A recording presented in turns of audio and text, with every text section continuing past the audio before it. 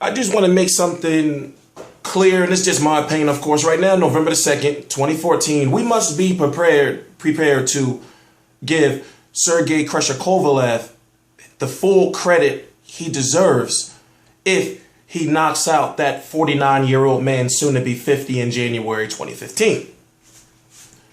Now, of course, we as fans know that Bernard Hopkins is an old man. 49 years old is no reason why he should be fighting. But in 2001, when he was 36 years old, he fought Felix Trinidad. Remember, Mayweather's 37 going on 38. He fought Felix Trinidad and totally schooled and outclassed him. He was even faster than him. We said he was done. 2004, he took on Oscar De La Hoya. Oscar De La Hoya shouldn't have got that fight anyway, because before that, Oscar De La Hoya should have lost to Felix Stern. We said he was done. In 2006, we said he was done after Jermaine Taylor. In 2008, he fought Kelly Pavlik and Joe Calzaghe in the same year. He lost to Joe Calzaghe, and we thought he was done. Then he beat Kelly Pavlik. Let's not forget Mason the Line Dixon. Let's not forget he beat Antonio Tarver when we thought he was done. But Tarver had went up a little over 50 pounds to play a heavyweight for the Rocky Balboa movie. So the way he went up in weight, especially at that age, he didn't do it healthy.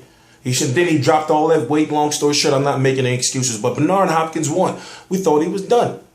When he had that draw and he against Jean Pascal, and then he won the second fight, we was like, okay, B Hop retire. He lost to Chad Dawson. We thought he was done.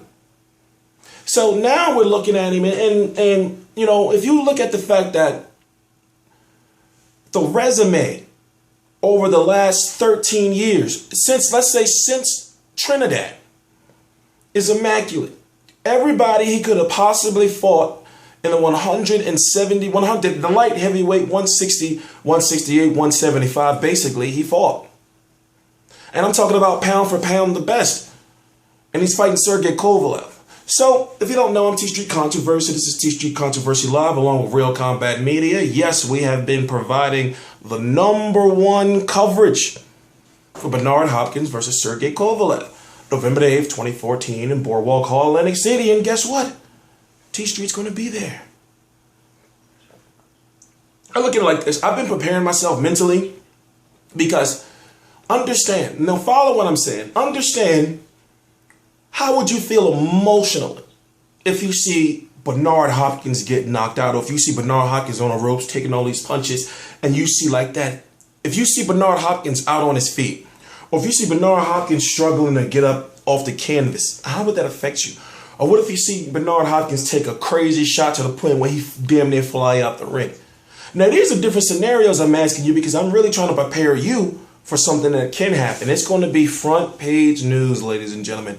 Do not underestimate Bernard Hopkins' star power. Yes, he doesn't sell like he used to, or he really didn't really sell as much at all, really, as far as, you know, like real big numbers. But his ratings has been up lately, and meaning over the last 3 years, and he's been providing exciting fights. Carol Marat was exciting. You know, Steve Smoger just put his whole hand in Marat's mouth and shoved him. Babette Shumanov fight, that was exciting. The two Jean Pascal fights was exciting. The Chad Dawsons, they had a big story around them, and they were exciting to the point where, okay, all right, we know that they really don't like each other. So what I'm saying is that it's a point now where Sergey Kovalev's team was right to a certain extent, to where they said, well, he didn't really have anybody else left to fight, really, you know, that he wanted to fight. And don't forget, I forgot their names, and I was supposed to look it up before I actually did the video. Don't forget that Hopkins got some mandatories too out there that, if I'm correct, he paid one to step aside. I'm not sure. That's not confirmed, but in the next video, I'll most likely have that information for you. But let me jump forward a little bit. Now, think about if Bernard Hopkins loses. Now, we don't want it. I don't want to be the jinx. I don't want to be the first fight I actually ever cover live, and I go there and I gotta be in no, because you gotta imagine, like, it's gonna get real quiet in there. But one thing I don't want them to do is, whoever the referee is, whoever the doctor is, I want you to treat him just like you would treat if a Keith Thurman got knocked. And I'm basically, what I'm saying is, I want you to treat that fight Just like you would treat if a younger fighter got knocked out or was getting beat up. I don't want them, the referee, and I don't want the doctors, like saying, oh no, he's a 49-year-old man. Let's stop this before it gets worse. Because, let's not sugarcoat it. People can't talk about it. More so, the mainstream media can't talk about it. But Sergey Kovalev once killed a man in the ring. Of course, not intentionally, but that's the dangers of the sport of boxing or any contact sport in general. So, I guess what I'm saying is this. But Hopkins has the skills to neutralize a guy like Kovalev. I see the fight going late.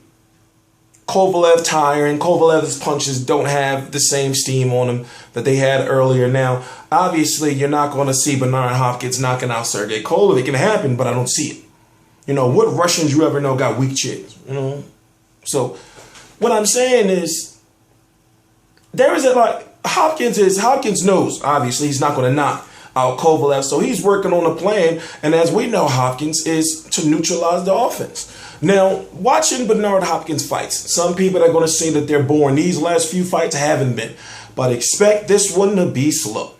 B-Hop is not stupid. Expect this one to be slow. I don't expect him to take any chances, especially at going up against this guy who everybody he touches, they go down.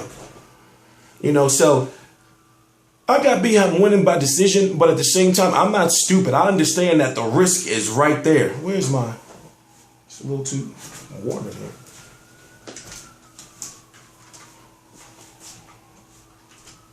My bad, I gotta get my Mr. Freeze on.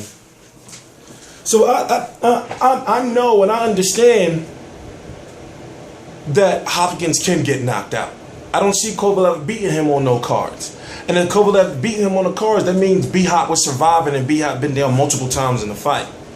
B-Hop is very skilled and defensive-minded. I don't know who the referee is yet, but oh my God, I hope it's Smoke. And now, expect this. You got to expect the antics of B-Hop. You got to expect him to fake a low blow. You got to expect him to get away with multiple headbutts and low blows. Now, this is boxing. It's been happening throughout the centuries. It's nothing new. He's a very savvy and skilled boxer, and he knows how to do everything as far as dirty in the ring without getting caught. He's going he's a dirty old man. Like, what you expect? He's a dirty old man. And he's a boxer.